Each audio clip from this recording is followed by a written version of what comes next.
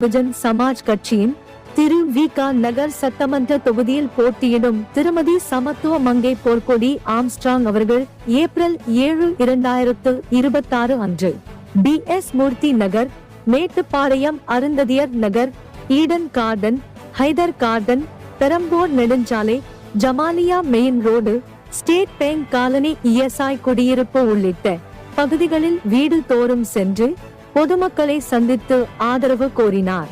பூமி உள்ளவரை எங்கம்மா புகழே நிலைத்திருக்கும், புரட்சி தலைவி பெயர் மக்களின் நெஞ்சில் நிறைந்திருக்கும்.